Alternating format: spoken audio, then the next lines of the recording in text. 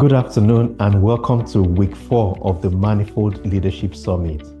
Our theme is Build the Leader Before Building the Organization. This week, our focus will be on confidence, the confidence that leads.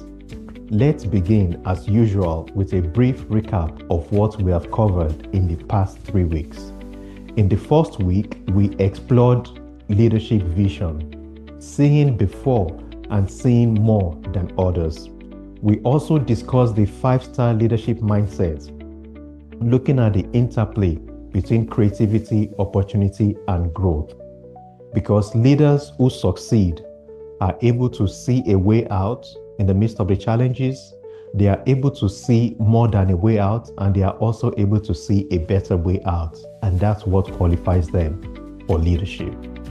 In week 2, we went a little bit deeper, because once you clarify your vision, you will face opposition and pressures. So we dedicated that week to looking at persistence and resilience, looking at the inner stability that we'll need to keep moving forward when challenges test our resolve.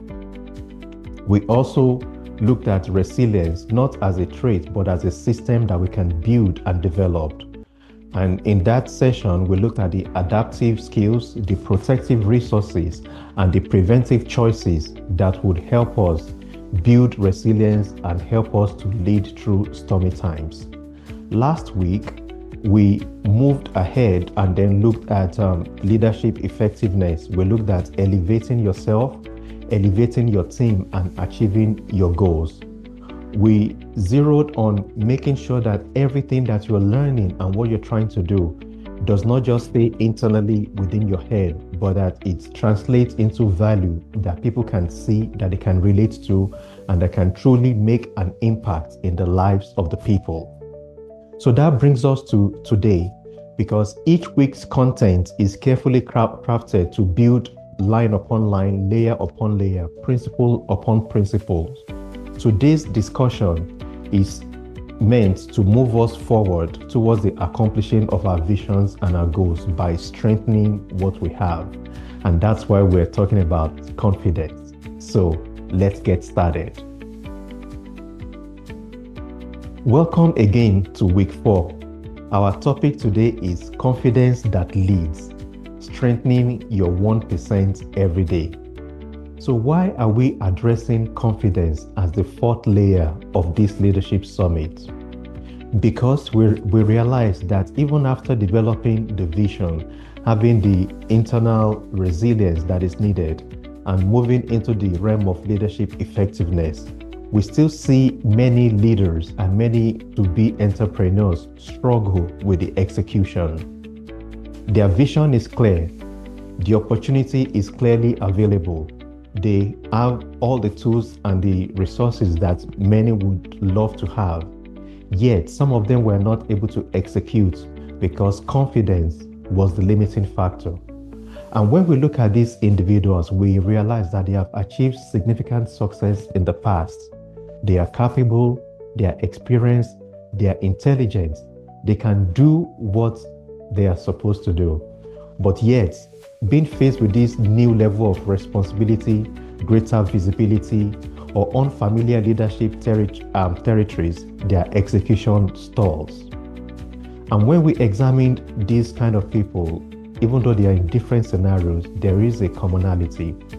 And when we compare them to leaders who execute, we notice that great leaders and those who execute have confidence despite uncertainty.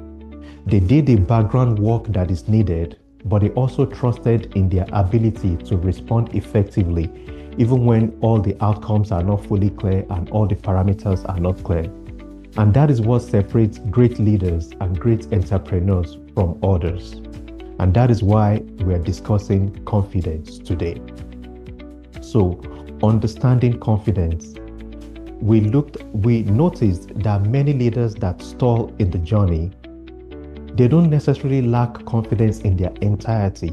They have confidence in some other areas of life, in their previous roles or in some other forms.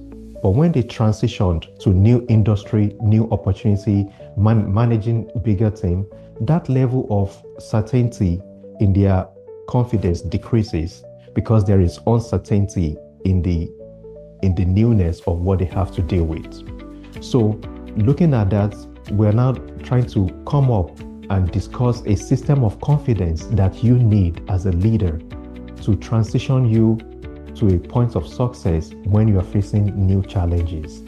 So we define confidence as the internal trust that you have in your ability to respond effectively when the circumstances and the evidences are uncertain. So confidence is the internal trust that you have to show forth when you have to be faced with uncertain scenarios. Think of it this way: you would not necessarily have all the tools required to deal with every challenge. But when you have real confidence, there is an internal validity that is based on trust in your preparation, in your values, in your judgment, in your previous experience, and in having the necessary resources, tools, and support to handle uncertainties. Confidence in this scenario is the ability to move forward even when everything is not yet clear. Many people fake confidence and they have things like a bold face or bravado.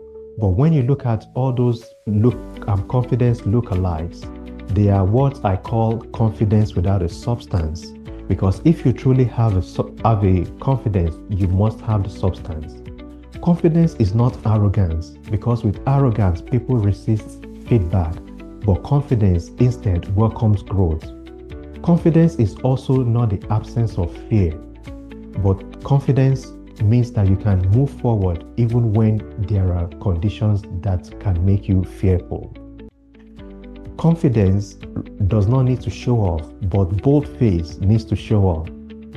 Bold face or fake confidence is usually fueled by fear of being exposed, fear of not knowing enough, having to be loud, having to just create a presence.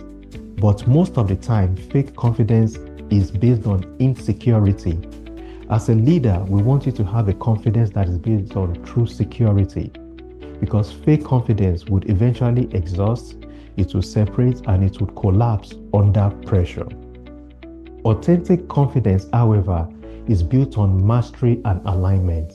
It doesn't need to rush, it doesn't need to dominate, it doesn't need to prove.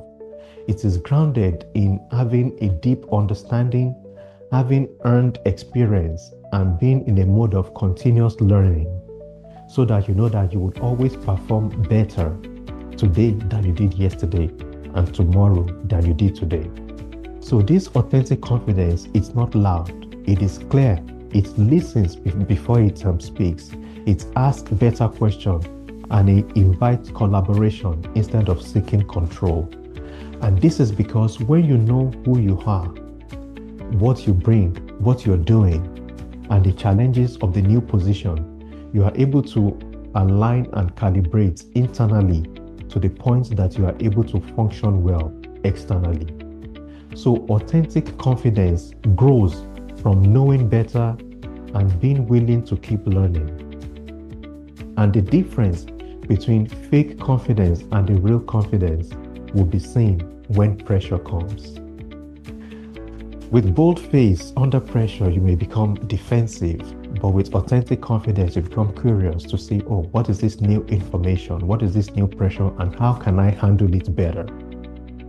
With real confidence, you would adjust as necessary rather than seeking to tighten control. You will strengthen trust and build bridges that will help you overcome that pressure. And authentic confidence scales under pressure. It will be seen in how the leadership handles the challenge.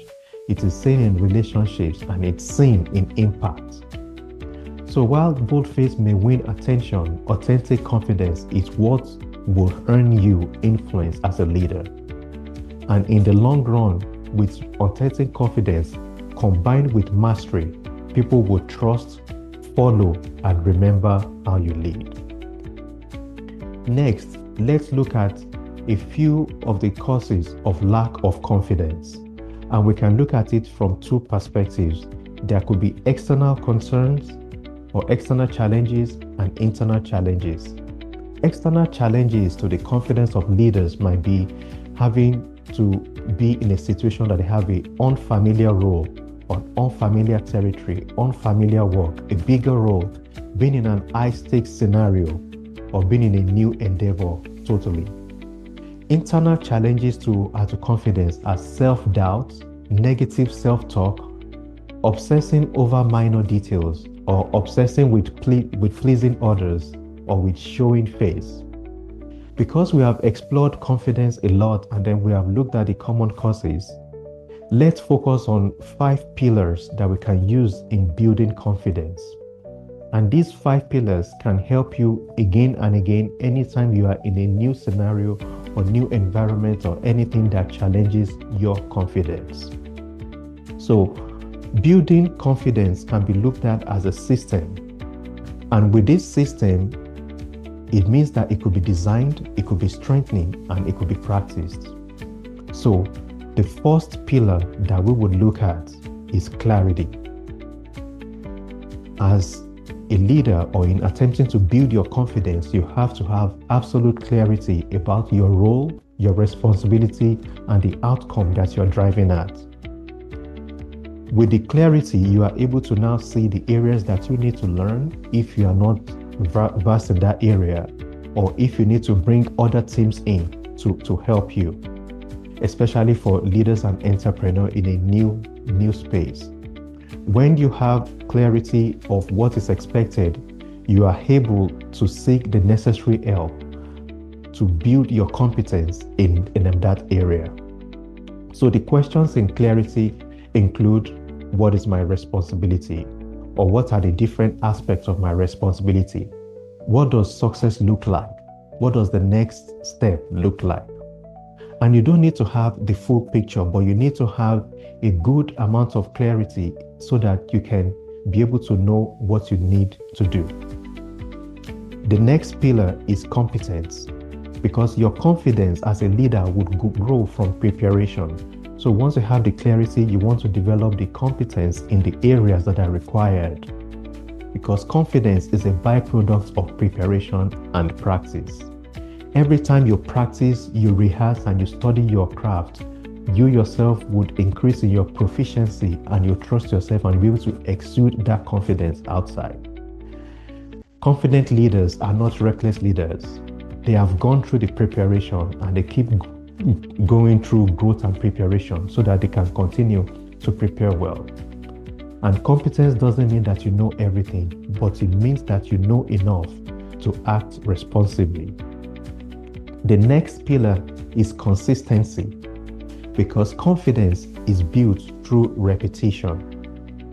Confidence doesn't grow in big moments, but it grows through small repeated wins.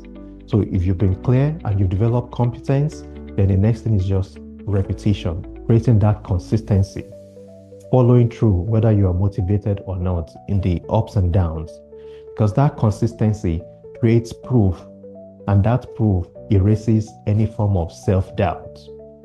You don't argue with confidence because you have seen it show up time and again with proofs, and that proof is built by consistency.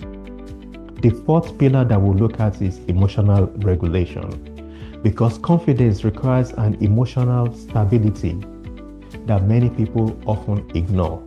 So after you develop the clarity and the competence and the consistency, you need to be able to manage your emotion when fear wants to creep in. You need to be resilient. You need to know that there are times that you need to pause and tell yourself that you have gone through the right growth process to handle this situation. Because leaders who are emotionally grounded are the ones who can appear confident in the face of uncertainty. They know for a certain doubt that they have many competencies that they have built on, and then they can handle whatever uncertainty that come on their way. And the fifth pillar to look at is alignment. Just making sure that what you live and how you live and how you do everything align with everything that you are portraying. The internal and the external must align. And when your training and your internal outlook and your external action align, It helps to build integrity, self-trust, and helps to build confidence. And as a leader, you don't have to fake confidence when you respect yourself. When you are aligned with these 5 pillars, you are able to move easily and you are not at war with yourself. You are at peace, and that peace would help you in the times of uncertainty. So remember, confidence grows with clarity, with competence, with consistency, with emotional regulation, and with alignment. With these 5 keys, over and over again, when your confidence wanes, you can look through them like we have in the workbook, and you can begin to see what actions you need to take to build your confidence. Remember, confidence is less about how others see you, but it's more about how much you trust yourself in your role. And leaders who trust themselves, they listen more than they perform. They respond instead of react.